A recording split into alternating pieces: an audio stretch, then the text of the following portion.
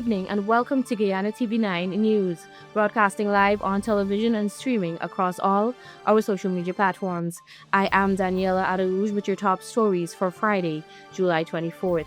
In the headlines tonight, 73rd victim recovered from sunken MV Bereimma as 65 casualties are positively identified.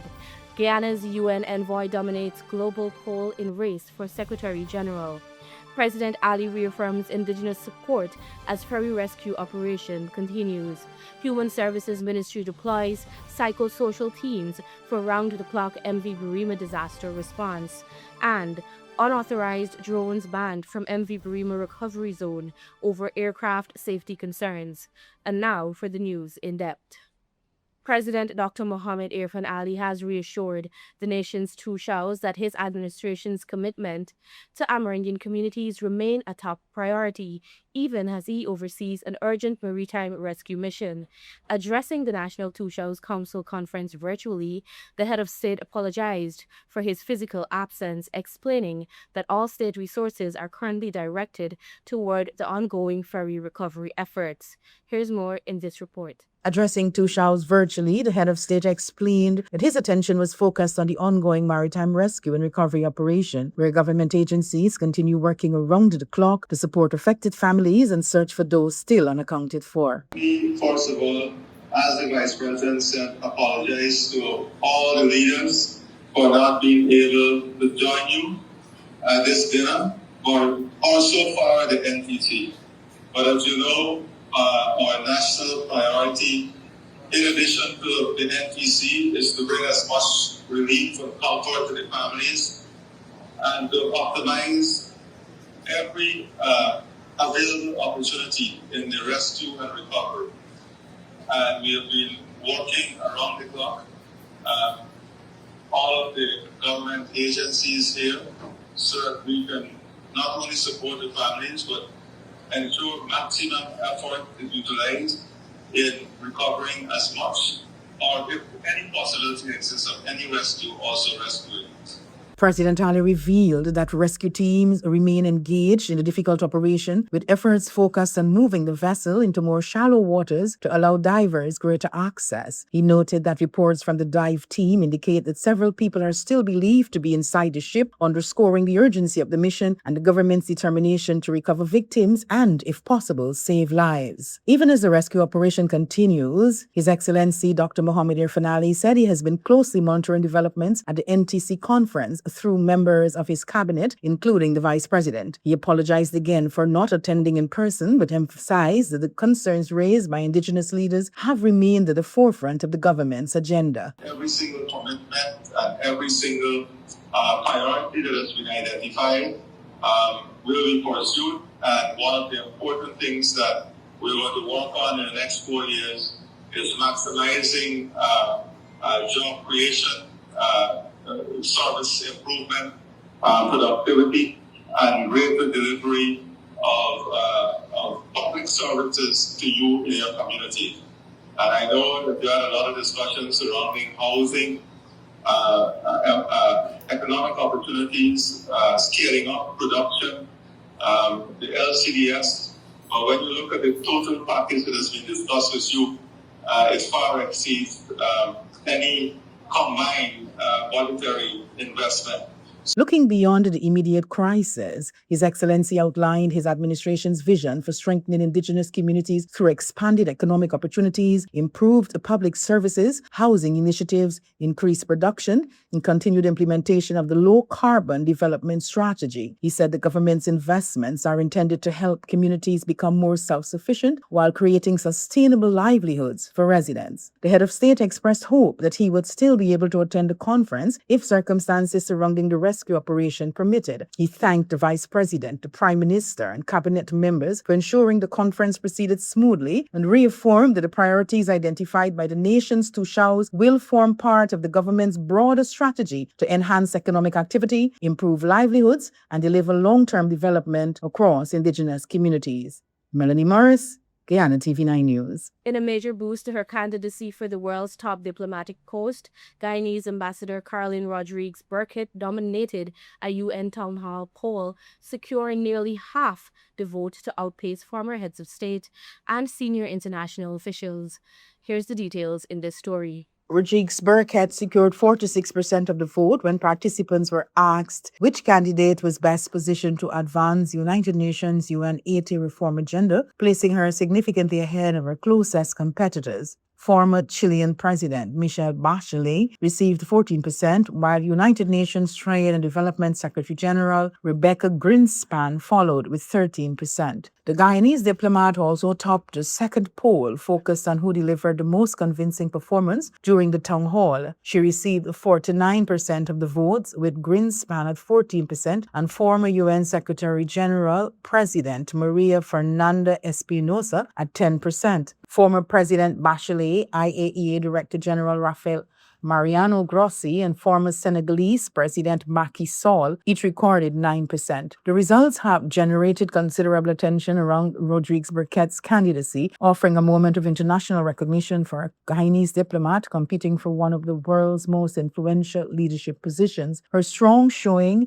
places her at the center of growing interest as the race to succeed the current UN Secretary General moves forward. The town hall was organized by the Office of the President of the United Nations General Assembly with support from Bloomberg and brought together representatives from United Nations member states, observer groups, civil society, and UN personnel. The event gave the 6 officially nominated candidates an opportunity to outline their leadership priorities and respond to questions about the future direction of the global body. Despite Rodrigues Burkitt's strong performance in both polls, the results are not part of the formal selection process and carry no binding authority. The next Secretary General will ultimately be selected through a process involving the UN Security Council and the 193-member General Assembly. Still, the outcome provides an indication of how participants viewed the candidates after one of the most visible stages of the campaign. The town hall is part of a broader series of informal engagements designed to allow the international community to examine the candidates' leadership styles, priorities, and visions before the United Nations chooses its next Secretary General. The recovery of a male victim's body on Friday morning has brought the MV Bereimma death toll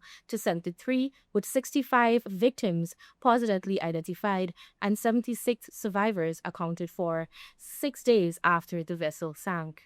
Here is more in this report. Search and recovery operations remain active with 22 assets, including 19 vehicles and 3 aircrafts, currently involved in the ongoing effort. The search zone has also been widened to cover approximately 2,100 square kilometers as authorities continue looking for those still unaccounted for. The sunken vessel has since been located and teams are working to reposition it to a safer and shallower area to allow divers improved access to the wreck. The plan is aimed to move the vessel before beginning further recovery operations, with the eventual objective of lifting it. French divers are assisting Guyana with additional support from Brazil and Trinidad and Tobago. The MV Bereimma, which was transporting passengers and cargo, departed Port Georgetown on Saturday afternoon bound for Port Kaituma. However, the journey ended in tragedy late that night when the vessel encountered difficulties and sank, leaving the nation mourning and raising serious questions about the circumstances surrounding the disaster. Public Works Minister Bishop Juan Edghill said officials initially believed 116 passengers and 17 crew members were on board based on the official manifest. However, subsequent investigations found that only 35 of the 67 people initially rescued appeared on the manifest, meaning 32 survivors had not been officially recorded as passengers before the vessel departed Georgetown. The passenger list was later made public following the discovery. Questions have also been raised over the vessel's cargo load. The cargo manifest indicated that the MV Bereimma was carrying 286 tons below its license capacity of 284 tons. Meanwhile, the captain and engineer were arrested after reportedly testing positive for narcotics. Authorities later confirmed that the two remain in custody, while another individual involved in overseeing the vessel's loading surrendered for questioning. The government has announced that a full investigation will be conducted to determine what led to the MV Bereimma's capsizing and sinking. President Dr. Mohammed Irfan Ali has pledged a comprehensive probe into the tragedy as recovery efforts continue and the country awaits answers about the events that led to one of Ghana's deadliest maritime disasters. Adana Darek, Guyana TV9 News. More news after the break. Do stay with us. I know you have work to do, but come, I just need a minute of your time. It won't even take that long.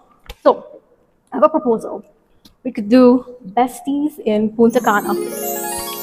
Really need a getaway.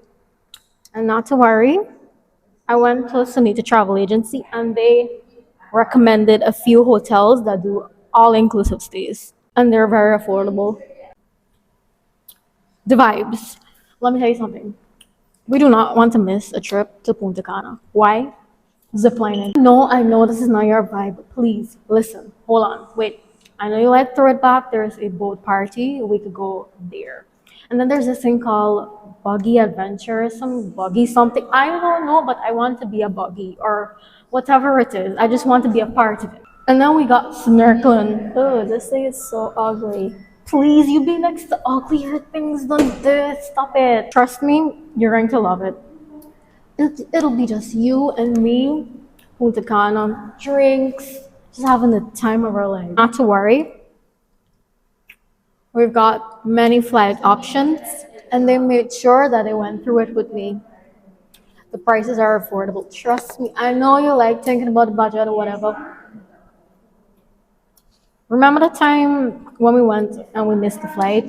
Yeah, when we booked with Sunita Travel Agency, even if it happens, with slim chance, they'll know what to do and we won't be stranded like we did the last time. This solid plan.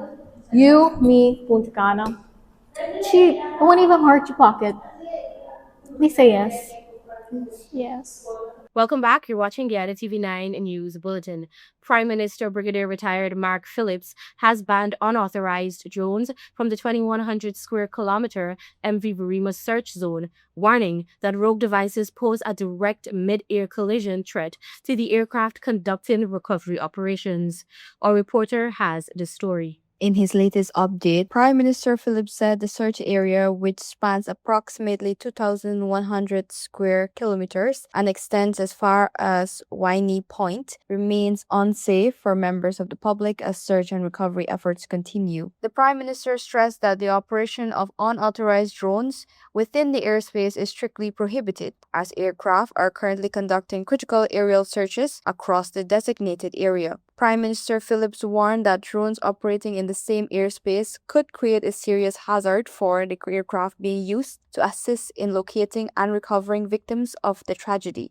Members of the public are advised that the operation of unauthorized drones within the airspace of the search area is strictly prohibited, as they pose a significant hazard to aircraft conducting critical aerial search operations. The warning comes as 22 assets, including 19 vessels and 3 aircraft, remain actively engaged in the search and recovery operation. Technical teams are also continuing work to reposition the sunken MV Bereimma as part of the broader recovery effort. While the recovery efforts continues at sea, the nation is also coming together to honor those who were lost. Government ministers join grieving families, friends, and communities in regions 1, 3, 4, and 6 as they gather to pay their final respects at funerals of several victims.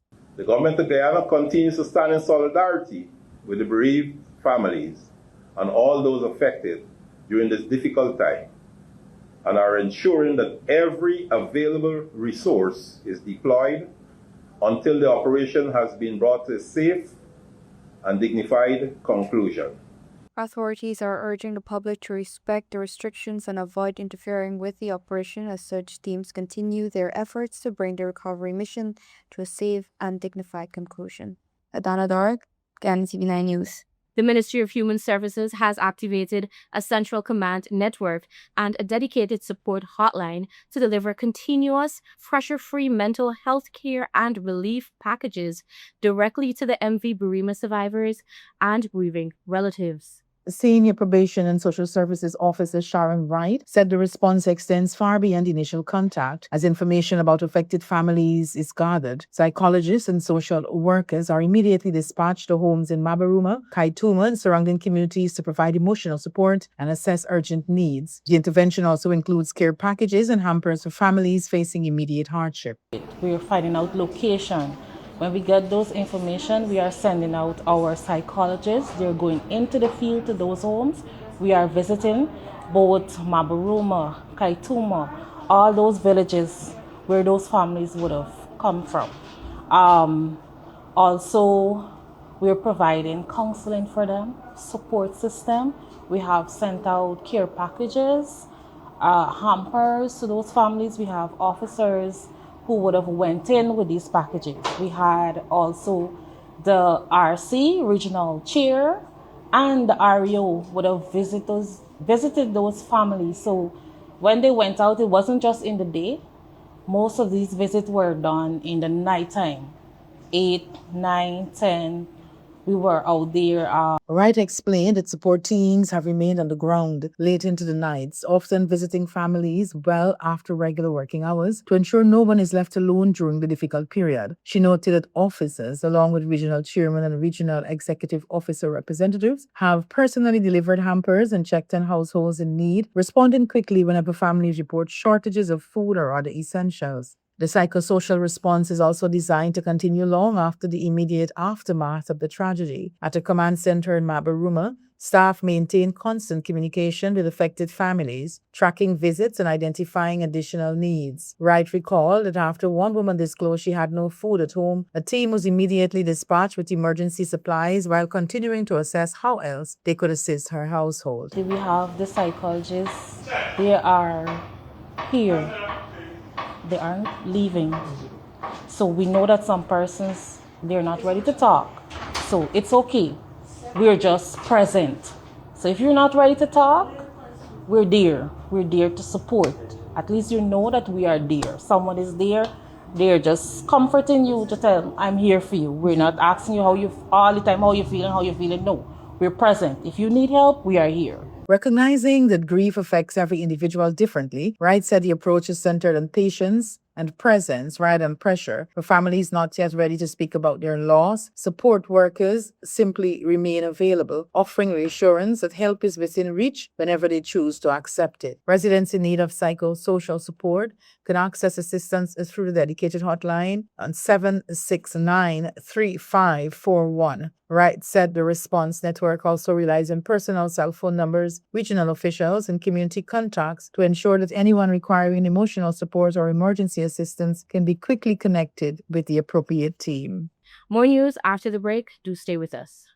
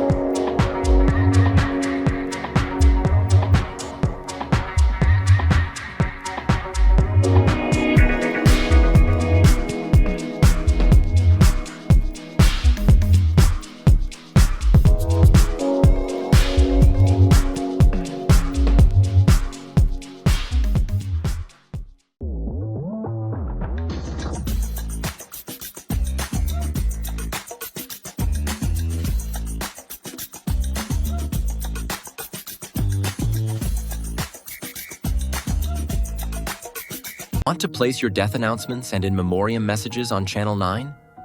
Call 592-761-5006, 710-5008, 600-5006. Or visit our office at Lot 85A Lamaha Street, Albertown, Georgetown, Century 21 Building.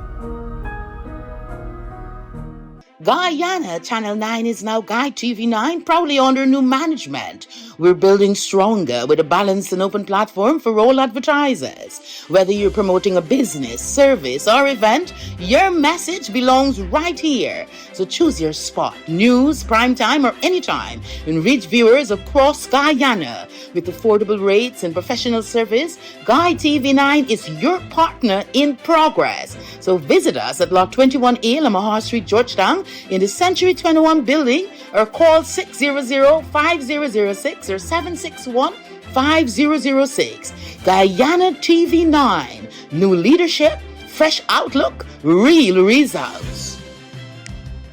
Welcome back, and now for your Caribbean news brief. The Caribbean community is mourning the loss of Dr. Ian McDonald, a towering cultural and industrial figure who passed away today at age 93.